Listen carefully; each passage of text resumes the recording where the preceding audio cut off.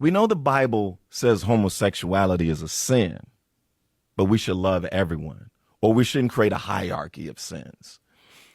But as a Bible scholar, was important to me to help people to understand that I don't support the Q plus community despite the Bible. Like I suspend the Bible. I do it because of the Bible. And what enables me to do. Hi, everybody. It is Princess Ariel. We just watched the video with that Pastor Jamal Bryant um, saying that, his whole spiel about the alphabet community once again. I can't believe in 2025, after, 7 months going on 8 months of this new regime of orange popsicle dream, that this is what's at the forefront of of the mind of African American pastors.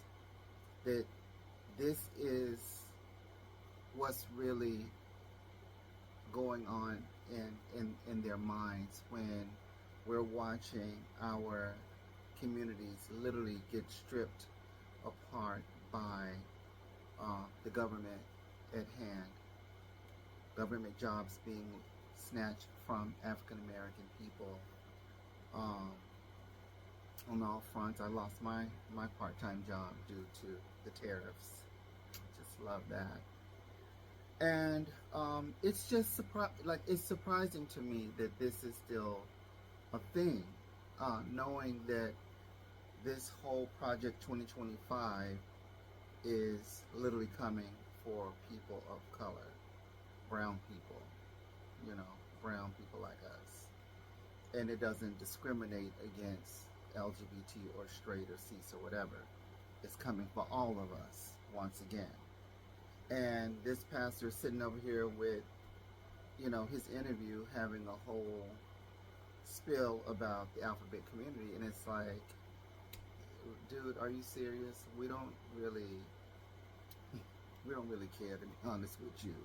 But I think it's important to have a discussion and talk about it with this political climate, that people like him, those conservative black Christians who claim that they're loving people, um, aren't really all that loving when they ran down there and pulled that lever for red, knowing that that was going to affect, the least of us, those of us at the bottom, which they really wanted to hurt, you know, the alphabet community the most out of everything else that's going on in the world. You're watching whole communities in Africa get destroyed, children suffering at in you know at the hands of just tyrants.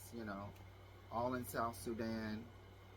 You have kids running for their lives, trying to keep from getting captured, running from one village out into the desert to another village to try to escape from being pulled into something that is horrific.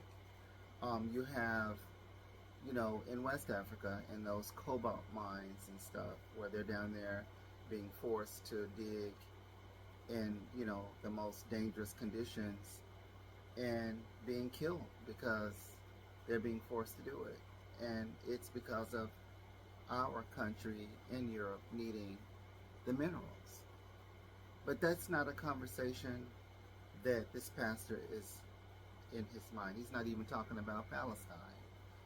You're looking at, famine and starvation that's intentionally being done, by a mastermind of, you know, Israel or whatever, Mr. BB.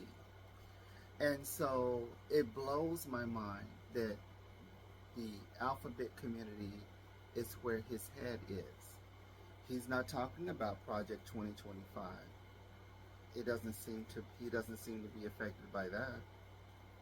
Maybe it was something he wants to see. He's not talking about Project Esther.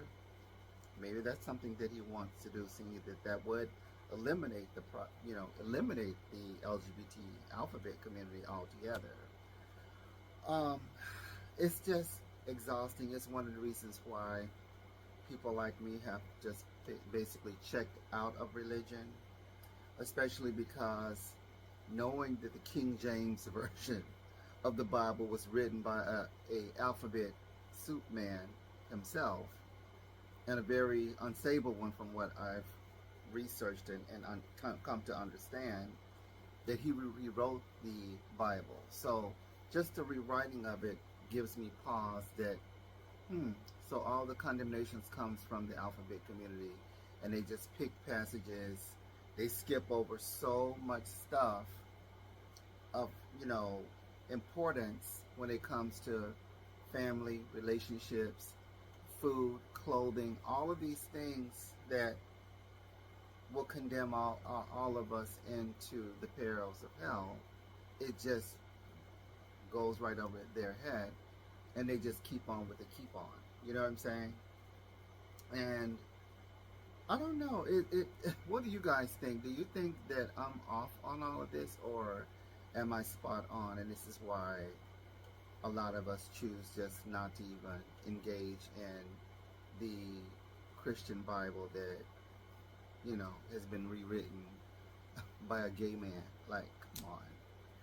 I can't even take this stuff serious anymore, because people who are claiming to be Christian are stripping Medicaid away, Medicare away from senior people, from very sick Americans who are taxpayers, who have worked in the system for all of their lives just to be able to have this,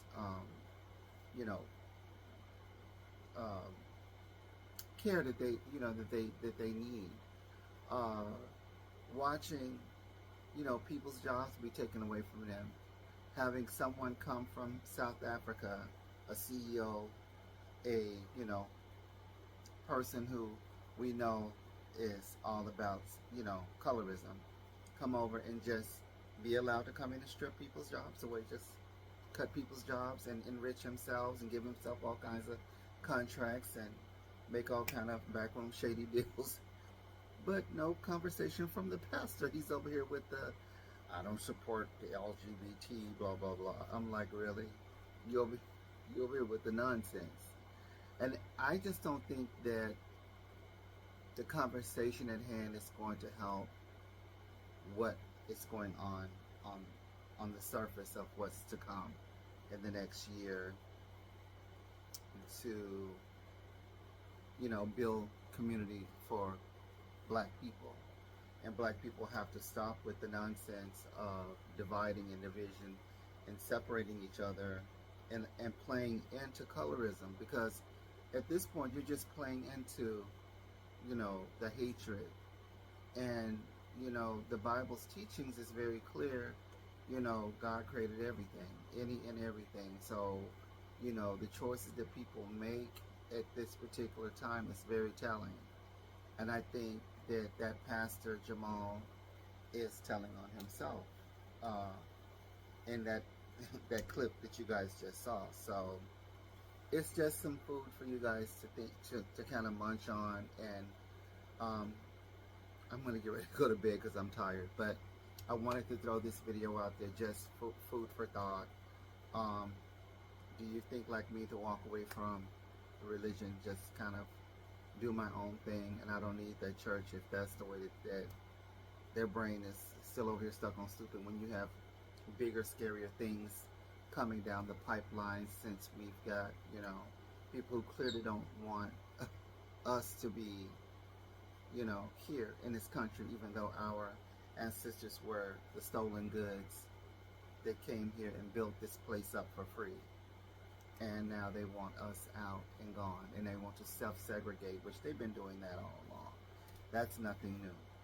The whole United States self-segregate, so that doesn't surprise me. And just a reminder, most of the planet is brown, so at the end of the day, what's the point of it? What's the point of it all? Majority of the planet is brown. If you don't believe it, just start traveling, and you're going to see brown people everywhere. I guess that's, colonization for you. That's the theft of it all. You continued over the years, centuries of snatching people and spreading them all over the planet, and now you have a brown planet. They're saying that, 40 years from now, every 1 in 2 persons are going to be African. I won't be here, but what's the point of all of this other than a grift, And he's clearly punch drunk in the head. So tell me what you guys think. Like, share, subscribe, follow, donate, all the things. Love you. Thank you. Bye, everybody.